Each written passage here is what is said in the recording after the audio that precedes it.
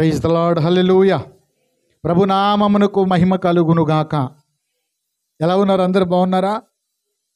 బాగానే ఉన్నాం, కానీ పాస్టర్ గారు బాధలు మాత్రం పోవట్లేదంటారా?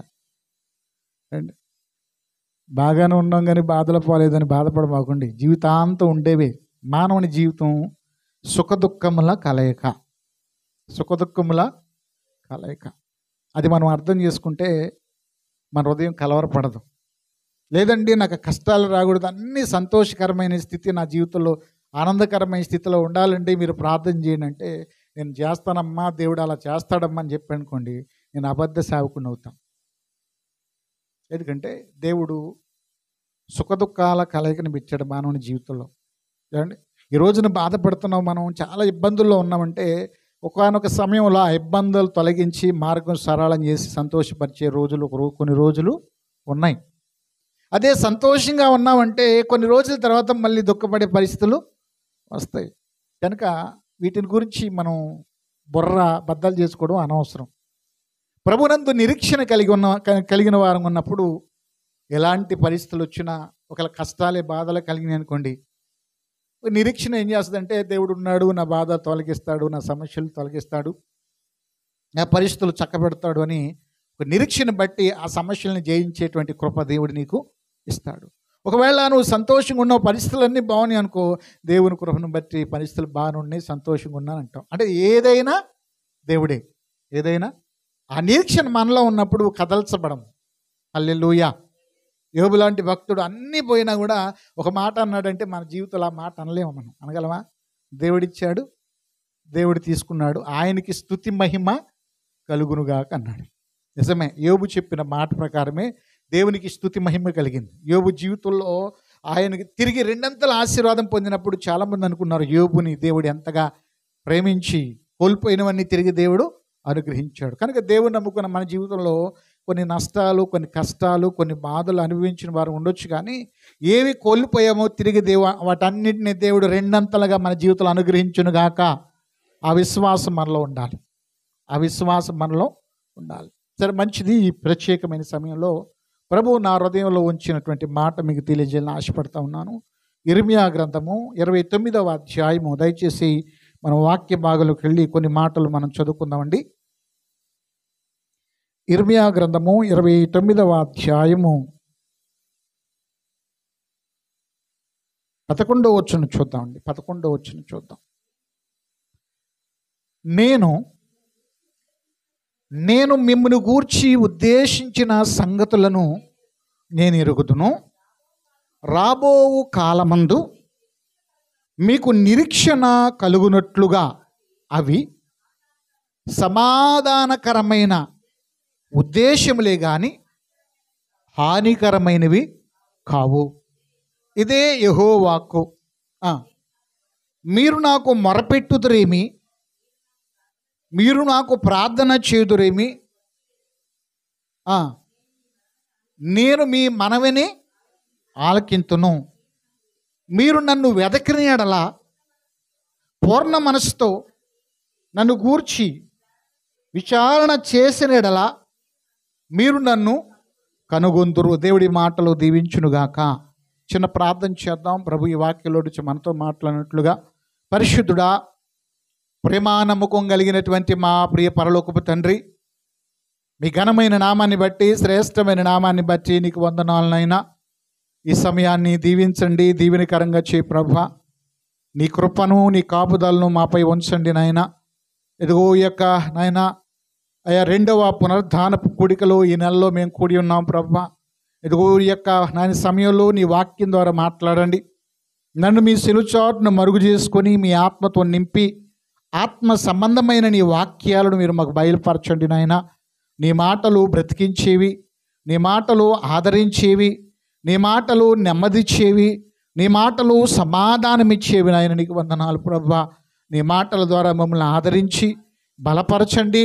ఎవరితో ఈ రీతిగా నువ్వు మాట్లాడాలని ఉద్దేశించావో ఆ ఉద్దేశాన్ని మీరు జరిగించి నెరవేర్చండి ప్రభువా. అయ్యా, నా మాట నిష్ప్రయోజనమైనది, నా మాట వల్ల ఎవరికి ఉపయోగం కలగదు నా తండ్రి. నా నోట నీ మాటలు ఉంచండి ప్రభువా. నీ ప్రజలైన వారు నీ స్వరాన్ని వినుటకు సహాయం చేయండి. పరిశుద్ధాత్ముడా, ఆత్మ సంబంధమైన నీ వాక్కును బయలుపరచమని మీ చిత్తమే మా పట్ల సిద్ధింపచేయండి. కూడి వచ్చిన బిడ్డలను బట్టి నీకు వందనాలు. ఇంకా రావలసిన వారు, నీ ఏర్పాట్లు ఉన్న వారందరినీ కూడా మీరు నడిపించండి, మీరు ప్రేరేపించండి, మీరు సిద్ధపరచండి నాయన. మీరు సమకూర్చమని ప్రభువా, సమస్త కార్యాలు జరిగించమని మీకు అప్పగించుకుంటూ యేసు నామమున అడిగి వేడుకొని పొంది ఉన్నాము తండ్రి. ఆమేన్. హల్లెలూయా, హల్లెలూయా. మంచిది ప్రియమైన దేవుని బిడ్డలారా, దేవుని వాక్యాన్ని మనం గమనిస్తే దేవుడు ఇశ్రాయేలు ప్రజలతో మాట్లాడుతున్నట్లుగా మనం చూస్తాం. దేవుడు ఇశ్రాయేలు ప్రజలతో తన ప్రవక్తల ద్వారా మాట్లాడుతూ వచ్చాడు. దేవుడు ఎలా మాట్లాడతాడు? డైరెక్ట్గా మాట్లాడతాడా? తన సేవకుల ద్వారా మాట్లాడతాడు. తన సేవకుల ద్వారా దేవుడు మాట్లాడతాడు. ఇశ్రాయేలు ప్రజలను దేవుడు ఏర్పాటు చేసుకొని వారితో మాట్లాడడానికి ప్రవక్తలను ఏర్పాటు చేసుకున్నారంట. ఈ ప్రవక్తల పని ఏంటంటే దేవుడు పలికించే మాట ప్రజలకు తెలియజేయడమే ప్రవక్త యొక్క పని. హల్లెలూయా. అందుకనే దేవుడు కూడా చాలా సందర్భాల్లో మాట్లాడుతుంటాడు, నేను పెద్దల కాడిని లేచి నా ప్రవక్తలు మీ యొద్దకు పంపించి నా మాటలు మీకు తెలియజేసినప్పటికీ కూడా మీరు నా మాట వినలేదు అని నేరారోపణ చేస్తాడు దేవుడు. అంటే దేవుడు తన మాటను, తన ప్రణాళికను ఈ భూమి మీద ఏది చేయాలనుకున్నా అది కీడే కానీ మేలే కానీ చెప్పకుండా దేవుడు ఏది చేయలేదు. బైబిల్ గ్రంథాన్ని మనం చూస్తే నోవాహు కాలంలో సైతము జలప్రళయం వస్తుందని నోవాహు ద్వారా చెప్పించాడంట. నోవాహు 120 సంవత్సరాలు సువార్త ప్రకటించాడంట. ఎన్ని సంవత్సరాలు? ఆ వాడ తయారు చేయడానికి 120 సంవత్సరాలు పట్టిందంటండి. వచ్చిన వల్ల ఏంటి పెద్ద అయినా ముసలైనా ఏంటి నిర్మిస్తున్నావేంటి, ఇదిగో ఏంటి కడుతున్నావేంటి, ఏంటి తయారు చేస్తున్నావేంటి అని అడిగినప్పుడల్లా దేవుడు భూమి మీద వర్షం కురిపించబోతున్నాడు, జలప్రళయం వచ్చేద్ద లోకం మీదకి, సమస్తం నష్టపోతారు, చనిపోతారు, జీవరాశులన్నీ కూడా నష్టపోతే రక్షించబడడానికి ఓడ సిద్ధపరచమన్నాడు. మీరందరూ వచ్చేసి వాళ్ళకి వచ్చేయండి, ఆ ఉగ్రత నుండి తప్పించబడతారని సువార్త చెప్పాడంటండి. ఎవరు? నోవాహు. చాలామంది చూసి నవ్వుకున్నారంటండి. చూసి అంటే ఎందుకు నవ్వుకున్నారంటే అప్పుడు వర్షం భూమి మీద ఎప్పుడు పడలేదంటండి. వర్షం పడడం ఆ తరములో ఉన్న ప్రజలు చూడలేదంటండి.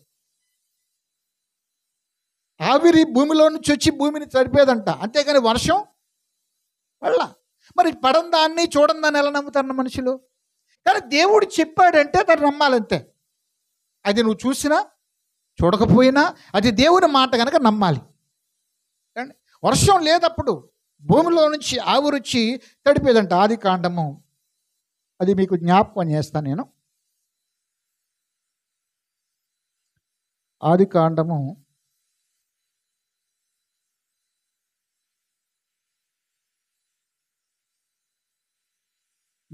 2వ అధ్యాయము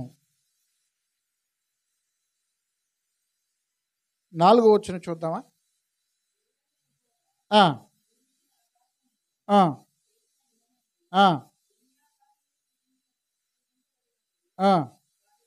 వాటి ఉత్పత్తి క్రమం ఇవే. అది వరకు పొలమందలి ఏ పొదయు భూమి మీద ఉండలేదు, పొలమందలి ఏ చెట్టును మొలవలేదు. ఏలయనగా దేవుడైన యెహోవా భూమి మీద వాన కురిపించలేదు, నేలని సేద్యపరచుటకు నరుడు లేడు. అయితే ఆవిరి భూమిలో నుండి లేచి నేల అంతటినీ తడిపాను. హల్లెలూయా. ఇప్పుడు అర్థమైందా? అందరికీ? వర్షం లేదు కానీ దేవుడు ఏం చెప్తున్నాడు? వర్షం వస్తుంది, భూమి అంతా నిండిపోతుంది కనుక మీరు ఆ నశించిపోకుండా వాడలోనికి రండి అని చెప్పి సువార్త నమ్మారా? నమ్మలా.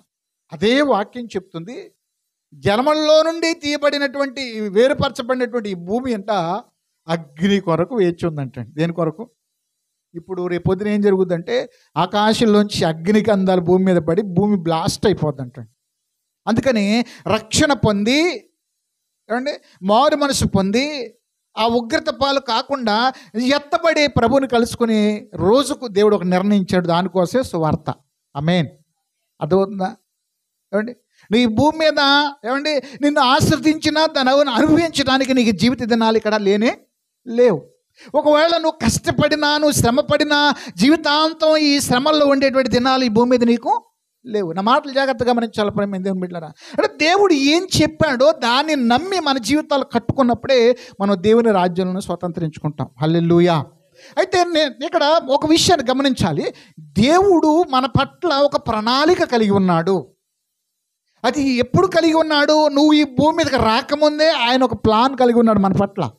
అంటే దేవుని సెలవు లేకుండా ఈ భూమి మీదకి మనం రాలేదు. మనుషులు అంటారు, ఆడు పనికి మాలినోడు రా, పనికి మాలిన అమ్మాయి, అసలు ఎందుకు బతుకుతుందో తెలియదు, అసలు ఎందుకు భూమి మీద ఎందుకు పుట్టించాడు నీకు అర్థం కాదుగా. నీకు ఎందుకు అర్థమైంది? దేవుడికి తెలుసు ఎందుకు పుట్టించాడు. ఏమండి, ఒక మాట చెప్పనా, భూమి మీద మనుషులకు నిష్ప్రయోజనమైన వ్యక్తి దేవునికి ఉపయోగపడతాడంటే ఉపయోగపడతాడా లేదా? ఏమండి, దేవుడు ప్రతి వ్యక్తి పట్ల ఒక ప్రణాళిక కలిగి ఉన్నాడు. ఎవరిని నిష్ప్రయోజనంగా భూమి మీద పుట్టించలేదు. నువ్వు దేవుని చిత్తం ఏంటో తెలుసుకోగలిగితే నీకు అది బయలుపరచబడతాయి. ఏదది? నువ్వు పట్ల ఆయన ఉద్దేశం ఏంటో తెలుసుకోవడానికి ఆస్కారం ఉంటుందండి. ఇక్కడ మనం చూస్తే ఈ ఇశ్రాయేలు ప్రజలు, ఇంకా నేను వాక్యాలకు వెళ్ళిపోతాను. ఇశ్రాయేలు ప్రజలు వారు చేసిన పాపాలను బట్టి, అవిధేయతను బట్టి, దేవుని వాక్యాన్ని నిర్లక్ష్య పెట్టడం బట్టి వాళ్ళు బబులోను చెరకెళ్ళారు, అశ్షూరు చెరకెళ్ళారు, ఐగుప్తు చెరలో ఉన్నారు, చాలా శ్రమలు పెట్టబడ్డారు. అయితే వాళ్ళు అనుకుంటున్నారు కదా, ఇంకా అయిపోయింది మా జీవితం, ఏదో పాలు తేళ్లు ప్రవహించి దేశాన్ని దేవుడిచ్చి మమ్మల్ని అక్కడ ఉండమంటే మేము ఉండకుండా మరి దేవుని మాటకు అవిధేయులు చెప్పాం కనుక మా జీవితం నాశనం అయిపోద్దిగా, మేము ఆ చెరలో ఉండిపోతాం, మా యొక్క బిడ్డలందరూ కూడా నశించిపోతారు, మా జీవితం శాపగ్రస్తం అయిపోయిందని చెప్పేసి వాళ్ళు బాధపడతా ఉన్నారంట. దేవుడు ఎందుకు మమ్మల్ని ఇలా చేశాడు అని బాధపడుతున్నారంట. ఎవరు? ఇశ్రాయేలు ప్రజలు. మనం కూడా కష్టాలు బాగా ఎక్కువైతే ఏం చేస్తాం? ఎత్తి మీద గుడ్డ ఒకటి వేసుకుని కూర్చొని ఏంటో నా బతికేలా అయిపోయింది, అందరూ బాగానే ఉన్నారు, అందరి పరిస్థితి బాగానే ఉంది, నాకే వచ్చిందని కొన్నిసార్లు మనం బాధపడుతూ ఉంటాం. ప్రేమ దేవుని బిడ్డలారా, ఆలోచన చేస్తూ ఉంటాం. హల్లెలూయా, దేవునికి మహిమ కలుగునుగాక. కొంచెం ఎదరికి రండి, కొంచెం ఎదరికి.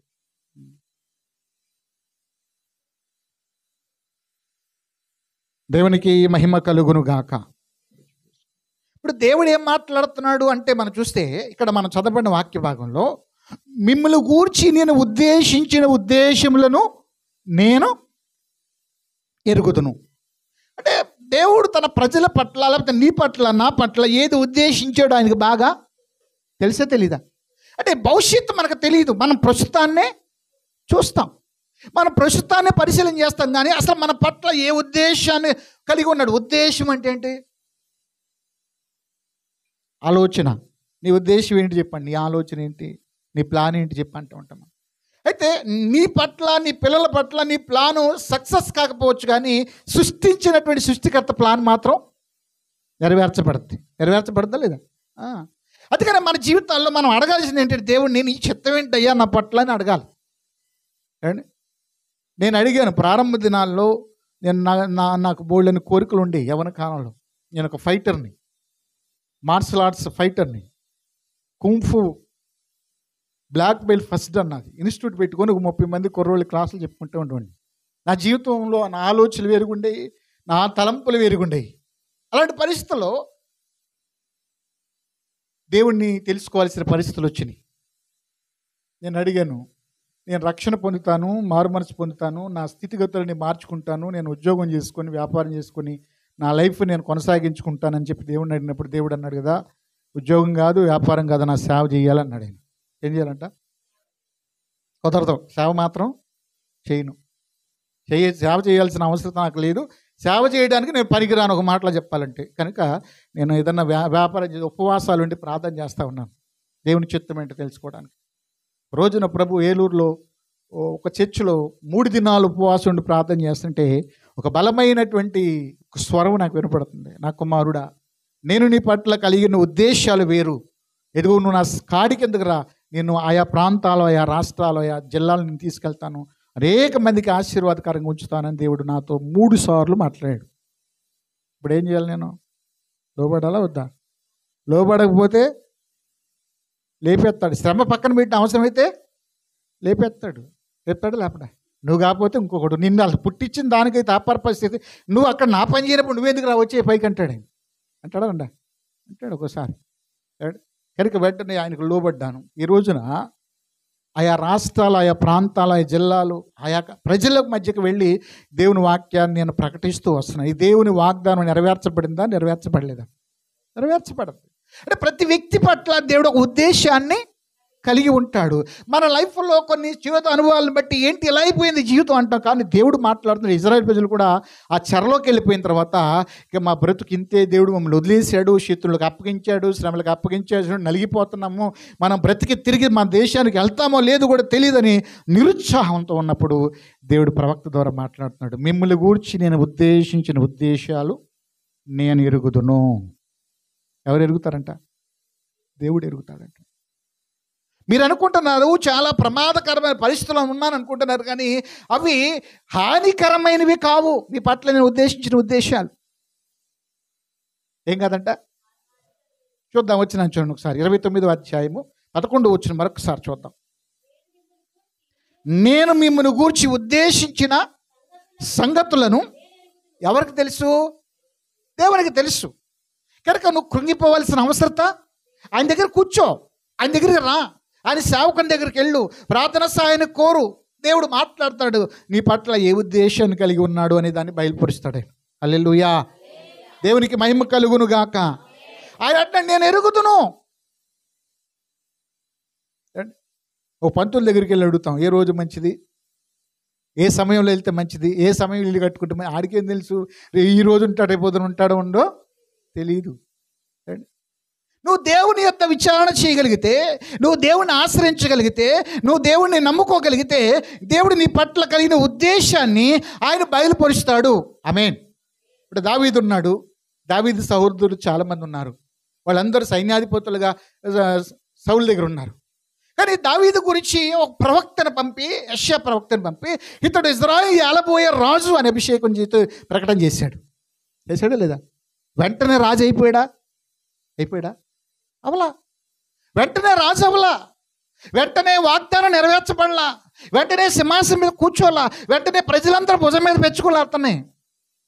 మన జీవితాల్లో కూడా మనం దేవుని ఏర్పాట్లో ఉన్నాం, దేవుని వాగ్దానంలో ఉన్న కొన్ని సందర్భాల్లో వాటిని నెరవేర్చబడడానికి కొంత సమయం పడుతుంది. పరీక్షించబడాలి, ఆమేన్, శోధించబడాలి, దాని కొరకు కనిపెట్టగలిగిన వారంగా మనం ఉండాలి. హల్లెలూయా. కొంతమంది షార్ట్ కట్లు వెళ్ళిపోతూ ఉంటారు. దేవుడు వాగ్దానం ఉంది కదా, దేవుడు తోడుకున్నాడు కదా, దేవుడు ప్రవచనం ఉంది కదా, ఎప్పుడు షార్ట్ కట్లు వెళ్ళొద్దండి. దావీదు కూడా అలాంటి అవకాశాలు వచ్చినాయి రాలేదా? సౌలు దొరికాడు, 2-3 సార్లు దొరికాడు. ఆ సైనికులు అన్నారు, రాజా నీ చేతికి మట్టంటదయ్యా, ఒక మాట సలివి ఈట దింపేస్తాం మధ్యలో గుండెకాయలు అంటే ఏమన్నాడు దావీదు? సిరియా కుమారులారా, నాతో మీకేంటి, దేవుని అభిషేకించిన వాడిని మనం సంపద్దు. దేవుడు వాగ్దానాలు లేవా? ఉన్నాయి. కానీ అతని దేవుని సన్నిధిలో కనిపెడుతూ ఉన్నాడు, ఆ సమయం కొరకు కనిపెడుతున్నాడు. ఆ రాజు చనిపోతే కానీ, దేవుడు తన తీసుకుంటేనే కానీ తిరిగి నాకు ఆ ఆధిపత్యం కలగదనేది దావీదు విశ్వాసం. ఆమేన్.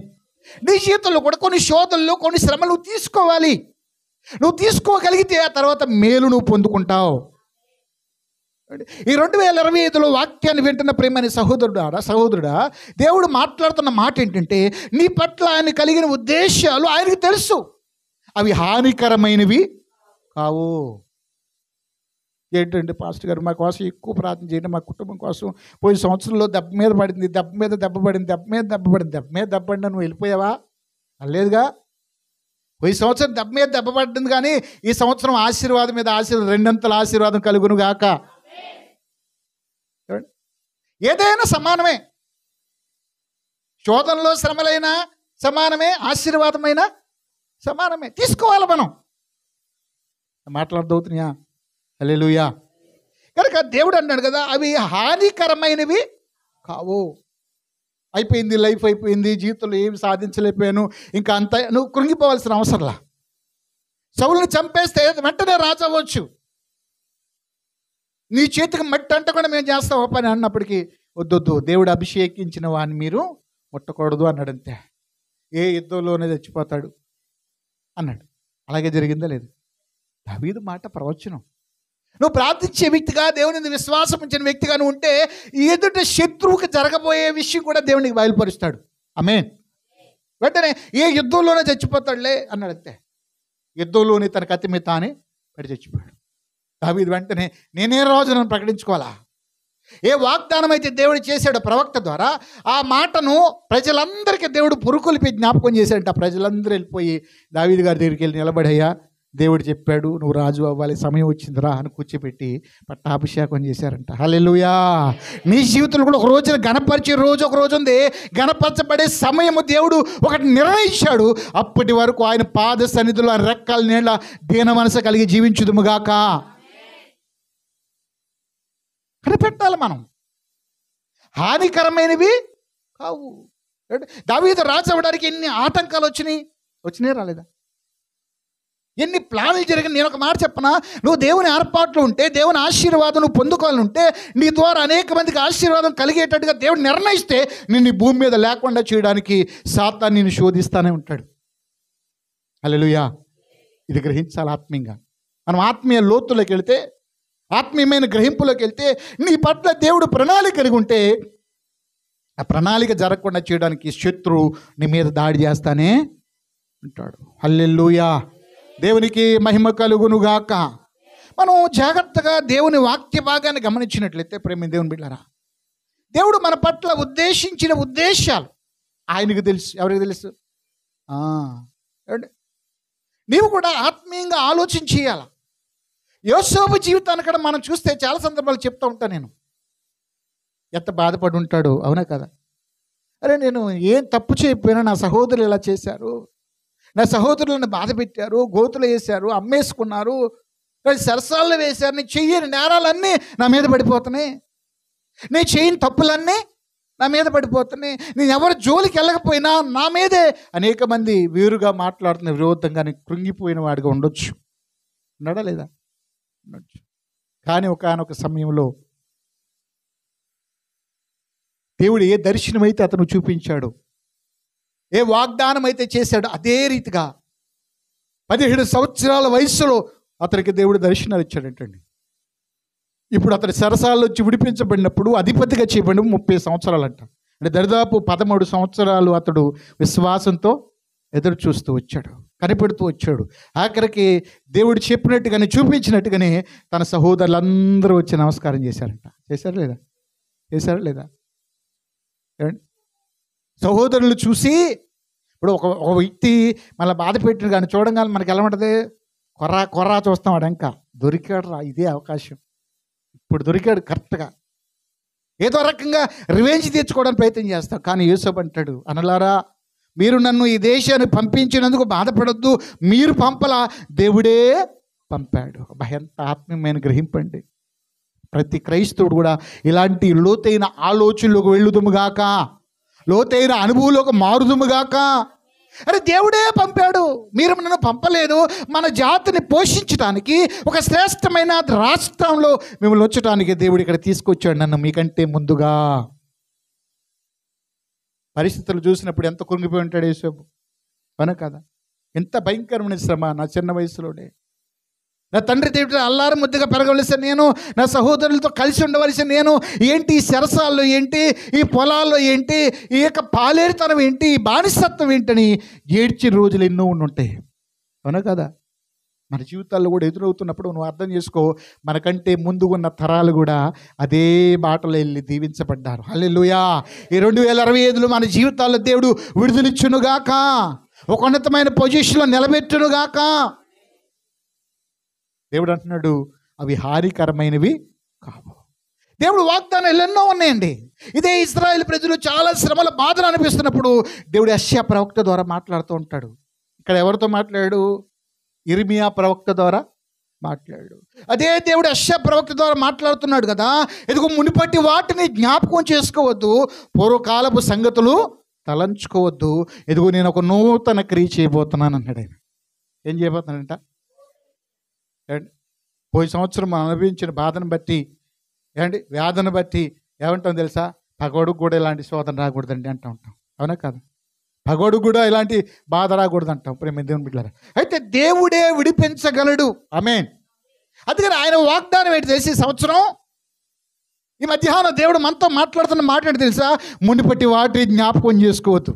మునిపి ఎన్ని విష జ్వరాల చేత మంచాన పడ్డావు, ఎన్ని ప్రమాదాల నుంచి నువ్వు గురై స్వల్ప గాయాలతో బయటకు వచ్చావు, అప్పులోని చేత ఎంత బాధపరచబడి ఏడవబడి కృంగిపోయి ఏమంటే వేదన పడి కన్నీరు విడిచావో వాటన్నిటిని మర్చిపో. నమ్మిన వారు ఆమె చెప్పండి. మర్చిపో, ఇక వాటిని జ్ఞాపకం చేసుకోవద్దు. దేవుడు ఒక మార్గం తెరవబోతున్నాడండి. దేవుడు తెరవలేడా? తెరవగలడు. ఆయన ఆశ్చర్యమైన సహాయము చేస్తాడు. చేయడా? ఆయన ఆశ్చర్యమైన సహాయం చేస్తాడు. నీ మనస్సు ఆయన మీద ఆనుకోవాలి, నువ్వు ఆయన మీద ఆధారపడాలి. ప్రేమ దేవుని బిడ్డలారా, మునిపటి వాటి జ్ఞాపకం చేసుకోవద్దు, పూర్వకాలపు సంగతులను. అందుకనే భక్తుడు దైవజనుడు హబక్కుకు ఒక మాట అంటాడు. హబక్కుకు గ్రంథము 3వ అధ్యాయము 2వ వచనం ఒకసారి చూద్దాం. దయచేసి మీ గ్రంథాలు చూడండి. హబక్కుకు గ్రంథము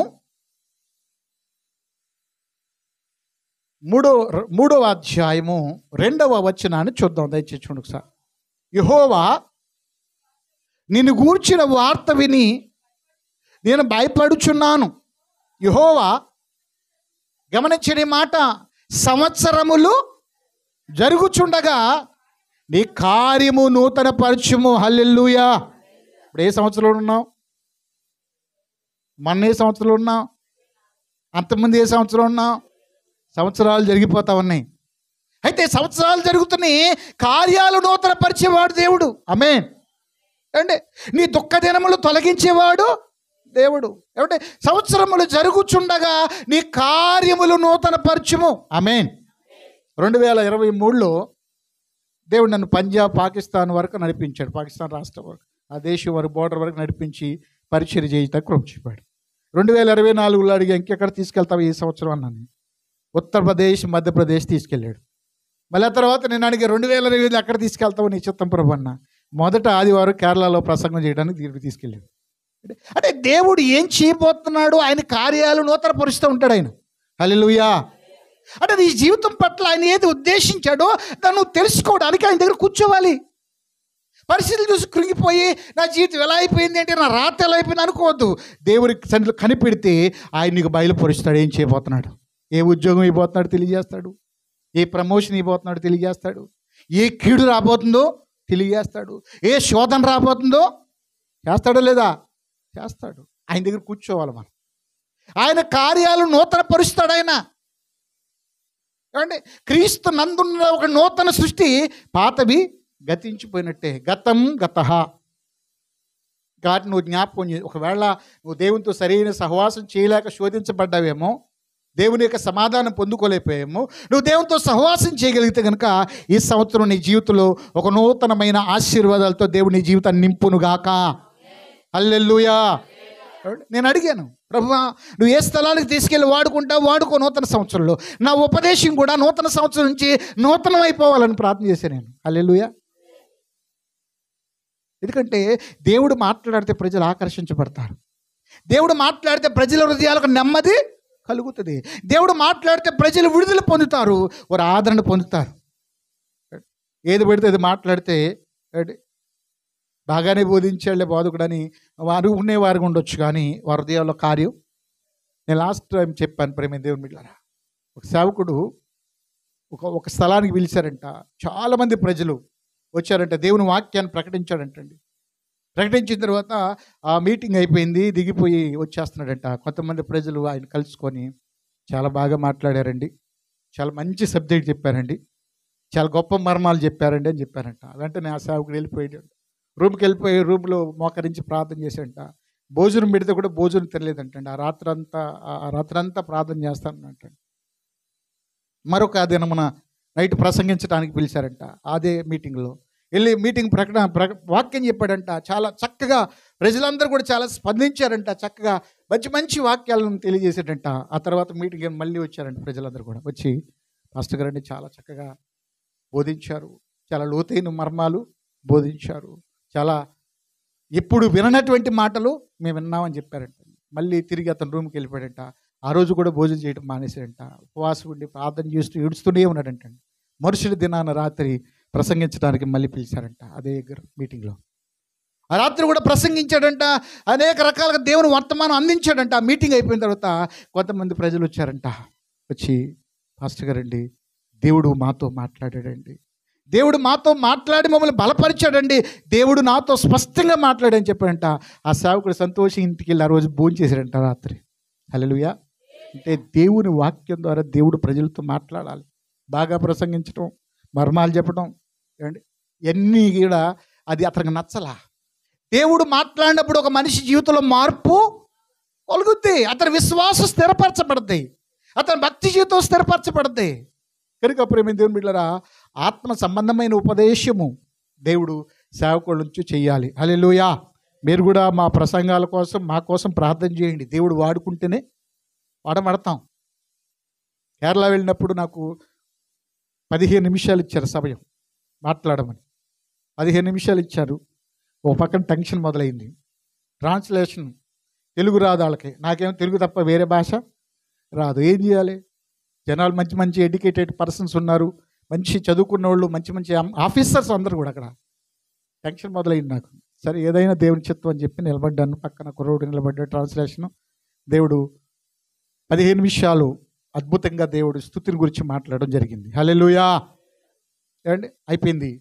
ఊరికనే గడిచిపోయిన 15 నిమిషాలు. ఆ తర్వాత అయిపోయిన తర్వాత ఆ వాక్యాన్ని విన్న తర్వాత వాళ్ళు నాకు మళ్ళీ సాయంత్రం మరి మధ్యాహ్నం యవనస్తుల కూడికి సమయం ఇచ్చారు. హల్లెలూయా. అక్కడ ఒక 40 నిమిషాలు 35 నిమిషాలు మాట్లాడాను.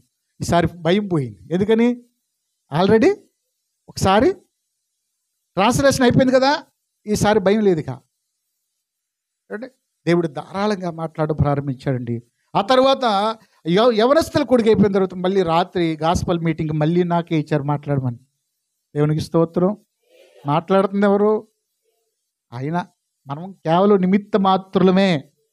ఏమండి, ఏ దేశంలో ఎలాంటి భాష కలిగిన ప్రజలున్నా వారితో దేవుడు మాట్లాడుతూ ఉంటాడండి. దేవుడు మాట్లాడినప్పుడే ప్రజలు జీవించబడతారండి. దేవుడు మాట్లాడుతున్నాడు ప్రవక్తల ద్వారా. ఇర్మియా ప్రవక్త ద్వారా మాట్లాడాడు, యెషయా ప్రవక్త ద్వారా మాట్లాడుతూ ఉన్నాడు. ప్రేమ దేవుని బిడ్డలారా, హబక్కుకు ప్రార్థన చేస్తూ ఉంటున్నాడు కదా, సంవత్సరములు జరుగుచుండగా నీ కార్యములు, నీ జీవితంలో నూతన కార్యాలు జరగాలనుకుంటున్నావా? ప్రార్థన చేయ, దేవుడిని అడుగు. దేవుడిని అడుగుతున్నాడు హబక్కుకు. సంవత్సరములు జరుగుచుండగా నూతనమైన కార్యములు నా జీవితంలో జరిగించయ్యా అని అడగాలి నువ్వు.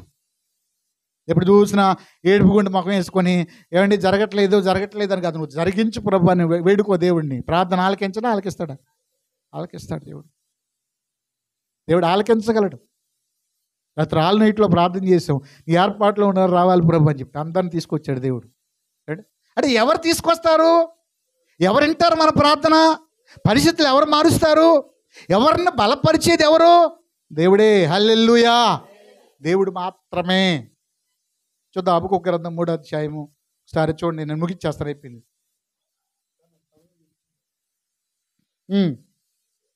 నిన్ను గూర్చిన వార్త విని దేనికి భయపడుతున్నాడంట? ఎవరు గూర్చిన వార్త? దేవుని గూర్చిన వార్త విని మనం ఏం చేయాలి? భయపడాలి. దేవుని మాటకు భయపడాలి. తల్లిదండ్రులు చెప్తారు పిల్లలకి, అరే అది చేయరా, ఇది చేయరా, ఇది చేయరా. అదేం లేదు, ఏం చేస్తాం? నా మాట అంటే నీకు లెక్క లేదురా అని కర్ర తెస్తాం బయటికి. అప్పుడు 2 తగిలింగానే ఆడు ఏం చేస్తాడు? చెప్పంగానే మెంతుగాడికి తగిలియాలి గట్టిగా. ఏడాడు వెంటనే తల్లిదండ్రుల మాటకు భయపడాలి బిడ్డ. భయపడపోతే భయపడేటట్టుగా చేస్తాం లేదా? కొంతమంది కళ్ళుతో భయపెడతారండి. టెక్నాలజీ పెరిగిపోయింది కదా, కళ్ళుతో భయపెడతా ఉంటారు కొంతమంది, సైకిల్తో భయపెడతా ఉంటారు కొంతమంది. సరే, ఏది ఏమైనప్పటికీ మన పిల్లలను మనం భయపెట్టడానికి ప్రయత్నం చేస్తాము. అయితే మనం అందరం ఎవరికి భయపడాలి? దేవుని మాటకు భయపడాలి.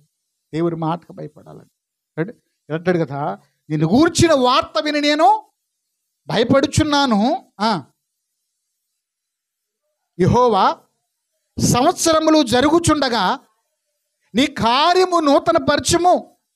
సంవత్సరములు జరుగుచుండగా దానిని తెలియజేస్తాడు లేదా? దేవునితో కనెక్ట్ అయినటువంటి వాళ్ళు చెప్తారు, దేవుడు ఈ సంవత్సరం నాకు ఇల్లు ఇస్తానన్నాడండి, లేకపోతే నాకు కొడుకు పెళ్లి జరిగిస్తానండి, లేకపోతే దేవుడు నాకు ఈ స్థలాన్ని ఇస్తానన్నాడు, ఈ వాగ్దానం చేసి చెప్తాడా లేదా? నేను చెప్తాను ధైర్యంగా, దేవుడు ఈ సంవత్సరంలో సంఘాన్ని అభివృద్ధి చేయబోతున్నాడు చెప్పాడు నాతో. అది అంటే దేవునితో కనెక్ట్ అయినప్పుడు దేవుడు చేయబోయే కార్యాన్ని చెప్తాడా లేదా? సమూయేలుతో చెప్పాడా లేదా? నీతో కూడా చెప్తాడు. నువ్వు ఆయనతో కనెక్ట్ అయితే అక్కడికి వెళ్ళి చాలామంది ప్రార్థన రిక్వెస్ట్లో సేవకులు పంపుతారండి. పాస్టర్ గారికి ఒక 1000 రూపాయలు ఫోన్పే చేసి ఈ సమస్యలన్నిటి కొరకు ప్రార్థన చేయమంటే పాపం ఆయన ప్రార్థన చేస్తాడు. మరి నువ్వేం చేస్తావు? అంటే దేవునికి నీకు కనెక్టింగ్ లేదా? దేవుడు నీ ప్రార్థన ఆలకించడా? అంటే సేవకులకు ప్రార్థన సహాయాన్ని కోరడం తప్ప అని నేను అంటలా, వాళ్ళకి పరిచర్యకి ఇవ్వడం తప్ప నేను అంటలా. కానీ నీ జీవితం నువ్వు ఎలా తయారైపోయావంటే, ఇదిగో మా కోసం ఆయన చేస్తాడు, వీళ్ళు చేస్తాడు అనుకుంటున్న అవసరం అయితే నీకు కలిగిన దాన్ని ఇస్తున్నావు, కానీ నువ్వు మోకాళ్ళు ఉంచట్లా. దేవుని వాక్యం అండి, ప్రతి మోకాలు వంగాలంట ఆయన సన్నిధిలో. వంగలవద్దా? నేను రాత్రి వ్యక్తిగత ప్రార్థన గురించి మాట్లాడాం కదా. దేవుడు చాలా విషయాలు రాత్రి బయలుపరిచాడు. మనం ప్రార్థించే అనుభవం కలిగి ఉన్నప్పుడు నీ ప్రార్థన దేవుడు ఆలకిస్తాడు, నీ ప్రార్థనకి జవాబు ఇస్తాడు దేవుడు. నీకు చిన్న శోధన వచ్చింది అనుకోండి, ఆ శోధన విషయమై నువ్వు ఎదుటోళ్ళు ప్రార్థన చేయమని చెప్పొచ్చు. ఒకవేళ నువ్వు ఎదుటోళ్ళకి చెప్పకుండా ఈ శోధన ఎందుకు వచ్చింది నాకు అసలు దేవుడు తీసేయగలడు అన్న విశ్వాసంతో ఒక ఉపవాసం ఉండి నువ్వు ప్రార్థన చేసావు అనుకోండి, ఉదయం నుంచి సాయంత్రం వరకు ఆ శోధన కోసం ప్రార్థన చేసావు, ఆ సమస్య కోసం ప్రార్థన చేసావు. నువ్వు చేసినప్పుడు దేవుడు నీ ప్రార్థన ఆలకించి ఆ సమస్యకు పరిష్కారం చేశాడు అనుకోండి. ఆ సమస్య పోయినప్పుడు వెంటనే నీలో ఒకలాంటి ఆలోచన వస్తుంది, దేవుడు నా ప్రార్థన కూడా ఆలకిస్తున్నాడు, దేవుడు నేను విడిచిపెట్టలేదు, దేవుడు నేనంటే ఆయనకి ఎంతో ఇష్టం, నేను చేసిన ప్రార్థన, నేను కార్చిన కన్నీరు ఆయన చూసి శోధన తప్పించాడు అన్నప్పుడు నీ విశ్వాసం అంట రెట్టింపు అవుతుంది. హల్లెలూయా. అర్థమవుతుందా మీకు? అంటే ఎందుకు వచ్చింది ఆ శోధన? నువ్వు మోకాళ్ళ మీదకి రావడానికి, నీ విశ్వాసం అప్లై చేయడానికి, నువ్వు దేవుని దగ్గర నీ ప్రార్థన నెరవేర్చబడిందని నువ్వు ఒక ఆత్మీయమైన గ్రహింపులో రావడానికి ఆ శోధనలు వచ్చినాయి. అందుకని ఉత్తరాలు రాయడం మానేసి ఉపవాసం ఉండి ప్రార్థించడం ప్రారంభించండి. హల్లెలూయా. ప్రారంభించరా? సేవా విధానాలు కూడా వీళ్ళని ఫాలో అవుతున్నారు చాలామంది సేవకులు. నేను ప్రారంభంలో నాకు కూడా అలాంటి ఆలోచన లేదు, కానీ దేవుడు అన్నాడు కదా, నా దగ్గర కూర్చో అన్నాడు. అంతే, నా దగ్గర కూర్చో. ఎవరికి ఇచ్చిన ప్రత్యక్షత వాళ్ళకి. నీకు ఒక ప్రత్యక్షత ఇస్తా అన్నాడు దేవుడు, నాకు ఒక ప్రత్యక్షత ఇచ్చాడు. నా బాణీలో నేను వెళ్ళిపోతా దేవుడు ప్రేరేపించి నడిపింపుని బట్టి. నీ జీవితంలో కూడా నీకు ఒక ప్రత్యక్షత ఇస్తాడు, నువ్వు కూర్చుంటా ఆయన దగ్గర. దేవునికి మహిమ కలుగును గాక. ఆయన కార్యాలు నూతన పరిచేవాడు. చెప్పండి, ఏం చేస్తాడు ఆయన? నూతన పరిచేవాడు ఆయన. ఆయన కార్యాలు నూతన పరుస్తాడు. చదువు వచ్చినాన్ని. యెహోవా సంవత్సరములు జరుగుచుండగా నీ కార్యములు నూతన పరచుము, సంవత్సరములు జరుగుచుండగా దానిని, ఒకటే కార్యాలు నూతన పరుస్తాడు, 2 వాటిని చెప్తాడా లేదా? చెప్తాడు ఆయన. నువ్వు ఏం చేయాలనుకుంటున్నావు అది ఆయన ముందుగానే చెప్తాడు ఆయన. ఏది చేయకూడదు, ఏది చేయాలో ముందుగానే చెప్తాడు ఆయన. తప్పనిసరిగా జరిగిస్తాడు ఆయన. దేవునికి మహిమ కలుగును గాక. అంటే దాన్ని తెలియచేయమంటున్నాడండి, తెలియజేసేవాడు ఆయన. కనుక 2025లో ఈ మొదటి నెల 12వ తేదీన చేరినటువంటి ప్రియమైన దేవుని బిడ్డలారా, మనం దేవుని సన్నిధిలో కూర్చుంటే నీ బిడ్డల విషయంలో, నీ కుటుంబ విషయంలో ఏం కార్యం చేయబోతున్నాడు దేవునికి బయలుపరచును గాక. కొన్ని ప్రతికూల పరిస్థితులను బట్టి నువ్వు అనుకోవచ్చు, దేవుడు నన్ను వదిలేశాడేమో, దేవుడు నన్ను మర్చిపోయాడేమో, నా జీవితంలో ఇక నా స్థితి ఇంతేనేమో, మారదేమో, కొత్త సంవత్సరం ఏదో జరుగుద్ది అనుకున్నా, ఏమీ జరగలేదు అనుకున్నావేమో. నువ్వు ఏమీ చేయలేదు కనుక దేవుని దగ్గర ఏమీ జరగలా. నువ్వేదన్నా చేస్తే, దేవుని దగ్గర ఏదైనా చేస్తే దేవుడు నీ జీవితంలో చేస్తాడు. నువ్వు దేవుని దగ్గర ఏమీ చేయనప్పుడు, నీ విశ్వాసం మారినప్పుడు, నీ ప్రార్థన జీవితం మారినప్పుడు, నువ్వు దేవునికి సమయం అయినప్పుడు నువ్వు ఎప్పుడు ఏమీ పొందుకోలేవు. హల్లెలూయా. మనం మారు మనసు పొందుదుముగాక, ఆయన పాద సన్నిధిలో కూర్చుందుముగాక, ఆయన మాట విని వణుకుదుముగాక. ఎవడు దీనుడై విరిగి నలిగిన హృదయం గలవాడై ఆయన మాట విని వణుకుతాడో వాడిని దుష్టిస్తా అంట దేవుడు. అబ్రహాము ఎంత భక్తుడండి, అవునా కదా? అబ్రహాము చాలా మంచి భక్తిపరుడు.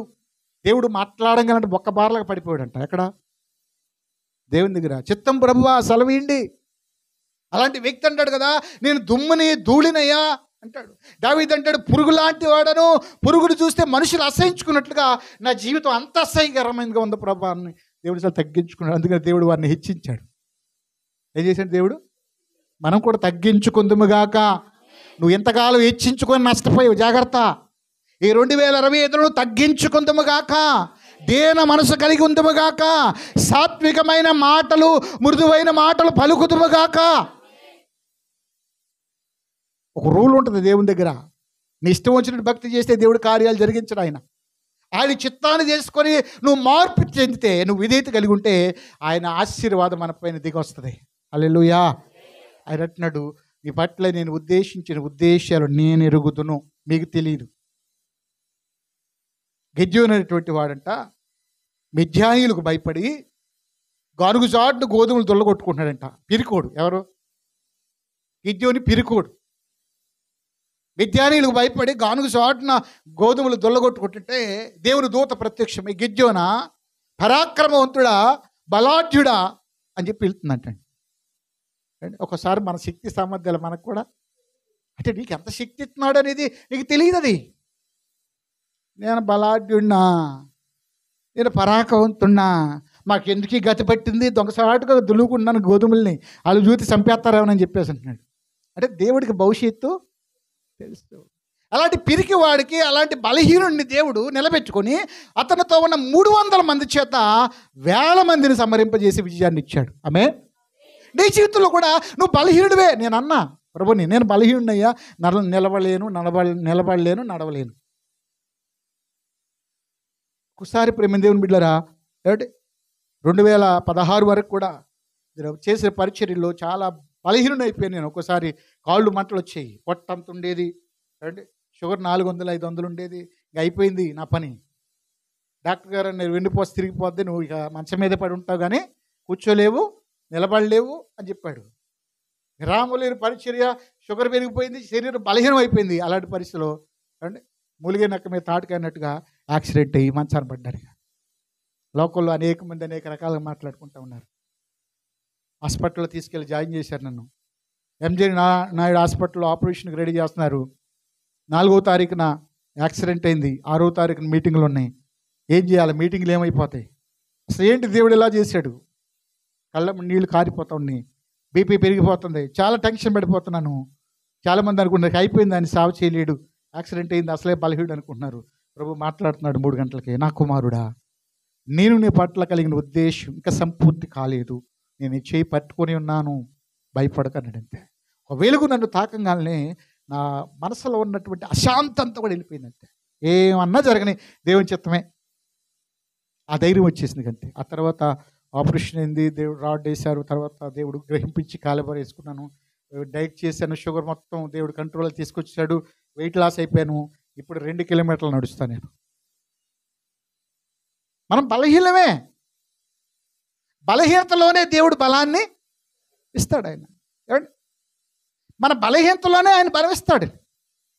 నువ్వు బలహీనుడు కావచ్చు, మానవ జీవితంలో పరిస్థితులు బట్టి నాకు బలం లేదు, నాకు అండ లేదు, నాకు దండ లేదు, నాకు ఏమీ లేదు, అవకాశం లేదు, నన్ను ఎవరు గుర్తించరు అనుకోవచ్చు. కానీ దేవుడు గుర్తించాడా, నీ జీవితం మారిపోద్ది అంతే.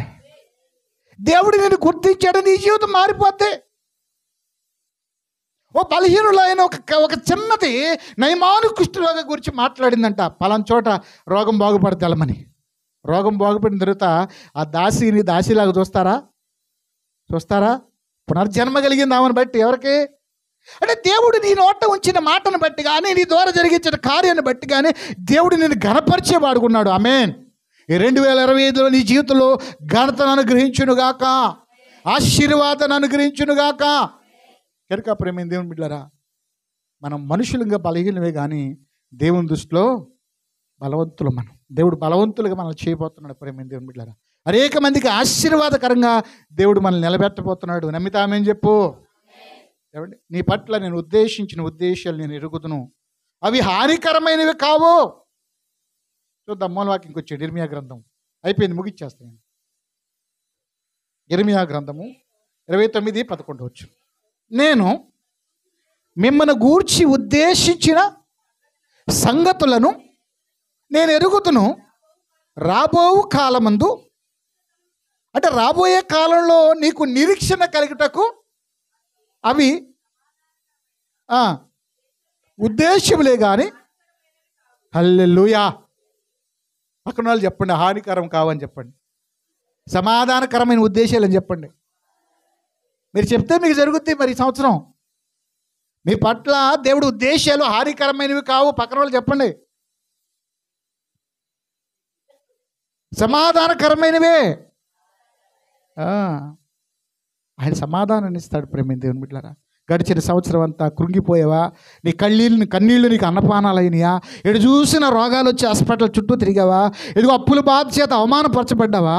నువ్వు వండుకున్నటువంటి ఆహారాన్ని తినే సంతోషంగా తినలేనిటువంటి స్థితి నువ్వు రాత్రులు నువ్వు గడిపేవేమో. ఈ యొక్క మధ్యాహ్నం దేవుడు నీతో మాట్లాడుతున్నాడు. నీ కన్నీళ్లను దేవుడు తుడుచునుగాక, నీ మనసులో నెమ్మదినిచ్చునుగాక, నీకు ప్రార్థనాత్మను అనుగ్రహించునుగాక, నీ విశ్వాసాన్ని దేవుడు స్థిరపరచునుగాక, విశ్వాసంలో నిన్ను బలపరచునుగాక. చేస్తాడో చేయడైనా? చేస్తాడు. పట్టుకోవాలి గట్టిగా. నువ్వు దేవుని దగ్గరికి వారం వారం రా మానకుండా. నేను ఒక మాట చెప్పనా, నువ్వు ఎంత సమయం ఎక్కడ గడిపినా అది నీ జీవితానికి ఆశీర్వాదకరం కాదు. కానీ దేవుని సన్నిధిలో నువ్వు గడిపినటువంటి సమయం అది రాయబడుతుందంట. ఎక్కడ? గ్రంథంలో రాయబడుతుందంట.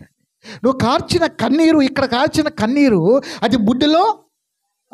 నువ్వు మనుషుల దగ్గరికి వెళ్ళిపోయి, అక్కయ్య చాలా కష్టాలు వచ్చినాయి అక్కయ్య, భర్త మాట వింటలేదు అక్క, తాగుబోతాడు అయిపోయాడు అక్క, భర్త వ్యభిచారం అయిపోయాడు అక్క, నా బిడ్డలు నా మాట వింటలేదు అక్క, బోర్ని ఎడుతావు. నీకే వచ్చినాయి అమ్మ కష్టాలు, అందరూ బాగానే ఉన్నారు, నువ్వు ఎంత మంచిదానువో అంట. తర్వాత అంట తిక్క బాగా కుదిరింది, పరిస్థితి కొంచెం బాగుంటే ఆగుద్దా, అసలు మనకు విలువిచ్చిందా, ఈరోజు నేనే గతి అయ్యాను అనుకుంటారు. అవునా కదా? కానీ మన దేవుని దగ్గర నువ్వు కార్చావనుకో బుడ్డిలో దాచబడుతుందంట. ఈ కన్నీరు ఎక్కడ ఉంటుందండి? నీ ప్రార్థన ఎక్కడ రాయబడుతుంది? కవిలలో రాయబడుతుంది. అండి, నేను ప్రార్థన చేయగా, యెహోవా మందిరంలో ప్రార్థన చేయగా ఆయన ఆలయంలో నా ప్రార్థన ఆలకించెను. ఎక్కడ ఆలకించాడు అండి? కొంతమందికి అర్థం కాదు, పాస్టర్ గారి పని లేదు, పాటలు ఎప్పుడు చూసిన ఉపవాస ప్రార్థనలు అంటాడు, శీల కొడుకు అంటాడు, బైబిల్ స్టడీ అంటాడు, విజ్ఞాపన ప్రార్థన అంటాడు. మీరు దీవించబడాలని మేము అనేది. మీరు ఖాళీగా ఉన్నారు, మేము ఖాళీగా ఉండొద్దా, మా ఖాళీ ఉంటుంది ఏంటి అంటూ ఉంటారు చాలామంది. ఇక్కడ ఖాళీ చేసుకోకపోతే అక్కడ ఖాళీ ఉండదు నీకు ప్లేస్. అక్కడ ప్లేస్ నీ ఖాళీగా. అక్కడికి వెళ్ళిపోయారంటే ఇద్దరు, ధనవంతుడు లాజరు ఇద్దరు వెళ్ళిపోయారంటే అక్కడికి. ఎక్కడికి? ఒకడు పాతాళంలో ఉన్నాడు, ఒకడు పరదేశంలో ఉన్నాడు. నాలుగు ఎండిపోతుంది ధనవంతుడు దగ్గర, పాతాళంలో ఉన్నాడు, వేదన పడతా ఉన్నాడు. పైన కనులెత్తి చూడంగానే లాజరు అంట, ఏది వాళ్ళ ఇంట్లో డైనింగ్ టేబుల్ దగ్గర ముక్కలు పడితే ముక్కలు తినేవాడంట. ఎవరు? అర్రే ఇడు మన ఇంట్లో ముక్కలు తినేవాడు అక్కడెక్కడో కూర్చున్నాడు ఏంటి అనుకుంటున్నాడు. ఎవరు? ధనవంతుడు. ఏమండి? అబ్రహామా, నా తండ్రి నా అబ్రహామా, ఇదిగో లాజరుని పంపించి చిటికిన వేళ్ళతో నా నాలికని తడపడానికి మరి పంపించేయ్యా అన్నాడు. అప్పుడు అబ్రహాం ఉన్నాడు కదా, అక్కడోళ్ళు ఇక్కడికి రావడానికి, ఇక్కడోళ్ళు అక్కడ రావడానికి అవకాశం లేదయ్యా, మధ్యలో ఒక లోయ ఉందే అంటూ నీవు నీ జీవిత దినములన్నీ అక్కడ సుఖం అనుభవించావు. ఎక్కడ? నా లైఫ్ అండి నా ఇష్టం అంటాం లేదు మనం. నా లైఫ్ అండి నా ఇష్టం, బాగా ఎంజాయ్ చేస్తాం కదా. మొన్న ఒక ఆయన గోవా వెళ్ళాడు, ఫుల్ ఎంజాయ్ చేస్తున్నాడు అక్కడ ప్రజలు. అల్లరితో కూడిన ఆటపాటలు నాట్యం చేసిన వాళ్ళందరూ అక్కడేస్తాడు దేవుడు. అవునా కదా? నేను చెప్పట్లా, బైబిల్ చెప్తుంది. ఇక్కడ పబ్బుల్లో డీజిల్లో నాట్యం ఉన్నాడు, ఎక్కడ ఉంటాడు? నరకంలో ఉంటాడు. జాగ్రత్త. ఈ రోజున క్రైస్తవులు కూడా ఫ్యాషన్ అయిపోయింది. గంతులు కుప్పు గంతులు వేసేసి మారు మనసు లేకుండా. క్రిస్మస్ వచ్చిందంటే క్యారల్స్, సంఘ పెద్దలందరూ కూడా. ఆడు మామూలుగా వెళ్తాడా? 90 వేసి వెళ్ళిపోతాడు, మళ్ళీ వాక్యాలు చెప్తాడు అక్కడ దరిద్రుడు. ఏంటండి అది? నువ్వు పరిశుద్ధత కలిగి నువ్వు ఆరాధించే దేవుడు పరిశుద్ధుడు కనుక పరిశుద్ధత కలిగి దేవుని ఆరాధించాలి. ఏమండి? నేను ఎవరిని విమర్శించాలి చెప్పటలా, భక్తిలో ఒక నియమం ఉంది. హల్లెలూయా. ఒక క్రమము ఉంది. నీకు ఇష్టమైన సుఖాన్ని నువ్వు అనుభవించావు. లాజరు భూమి మీద శ్రమ పడ్డాడు. ఇక్కడ సుఖాన్ని ఎక్కడుందో మాట చెప్తారా? లూకాసు వార్తలో. బైబిల్ పరిజ్ఞానం ఎంత ఉందో చూస్తాను నేను, ఒకసారి చెప్పండి. అయిపోయింది, ముగిచ్చేస్తాను. చూడండి, ఆ మాట కూడా ఎందుకో మరి జ్ఞాపకం చేయాలని దేవుడు ప్రేరేపించాడు కనుక జ్ఞాపకం చేద్దాం. లూకాసు వార్తలో ఉంటుంది చూడండి.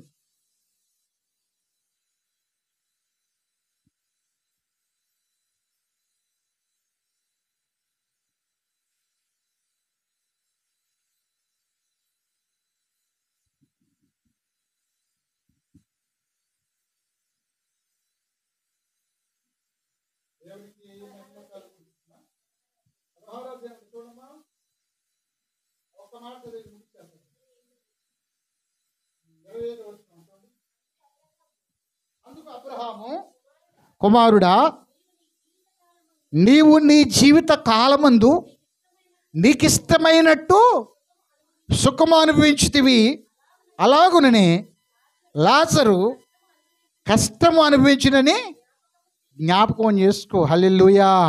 ఇక్కడ ఎంజాయ్ చేస్తే అక్కడ మాడిపోతావు నరకంలో, ఇక్కడ మాడిపోతే అక్కడ ఎంజాయ్ ఉంటుంది.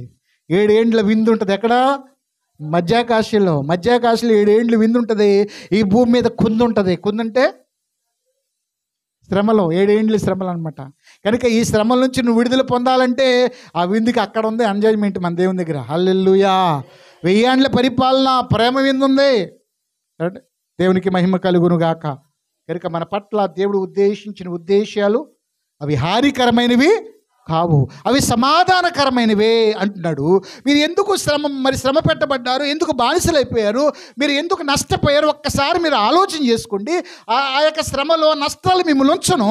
మీరు నన్ను వెతికితే గనక, మీరు మొర పెడితే గనక, నా దగ్గరకు వస్తే గనక నేను మీ మొర ఆలకిస్తాను, మీకు నేను దొరుకుతాను, మిమ్మల్ని నేను అంగీకరిస్తాను అన్నాడు ఆయన. హల్లెలూయా. ఈ 2025లో దేవుని వెతుకుదుముగాక, ఆయనకు ప్రార్థన చేయుదుముగాక, ఆయనకి సమీపంగా జీవించుదుముగాక, ఆయన కొరకు జీవించుదుముగాక. కనుక ప్రేమ దేవుని బిడ్డలారా, ఈ మధ్యాహ్నం మన హృదయాలు తెరిచి ప్రార్థన చేద్దాం. ఒకసారి మనల్ని మనం పరిశోధించుకుందాం. దేవుడి మాటలు దీవించునుగాక. తల్ల వంచిన ప్రార్థన చేద్దాం. తల్ల వంచండి. మోకరించగలిగిన వారు మోకరించండి, మోకాళ్ళు ఉన్నవారు మోకరించండి, పెద్ద వయసులో ఉన్నవారు కుర్చీళ్ళు కూర్చొని తలలు వంచండి. దేవుని సన్నిధిలో చేరిన మనము ప్రార్థన చేద్దాం. ప్రభుని అడుగుదాం. ప్రేమ దేవుని బిడ్డలారా, ప్రార్థన చేసి ప్రభుని అడుగుదాం. దేవుని అడగండి. అయ్యా, ఇదిగో ఈ 2025లో నా జీవితంలో నూతన కార్యములు చేయి ప్రభువా, నూతనమైన ఆశీర్వాదాలు దయచేయి ప్రభువా, మమ్మల్ని నూతన ఆయన నూతనమైన అభిషేకం నింపయ్యా. చేస్తావా ప్రార్థన? చేయి, ప్రార్థన చేయి. నీ పాత స్థితి, రోత స్థితిని విడిచిపెట్టగలిగితే, నువ్వు దేవునితో సమాధానపరచబడగలిగితే దేవుడు అద్భుతాలు జరిగించేవాడుకున్నాడు. దేవుడు ఆశ్చర్యమైన కార్యాలు జరిగించేవాడుకున్నాడు. ఒక్కసారి మన హృదయాలు తెరుద్దామండి. ఒక్కసారి మన హృదయాలు తెరుద్దాం. ప్రార్థన చేయా. గడిచిన సంవత్సరం ఎంతో కన్నీరు, ఎంతో వేదన, ఎంతో బాధ, ఎన్నో అనారోగ్య సమస్యలు, ఎన్నో అప్పుల సమస్యలు, ఎన్నో శోధనలు. అయా, శోధకుడు ఎంతగానో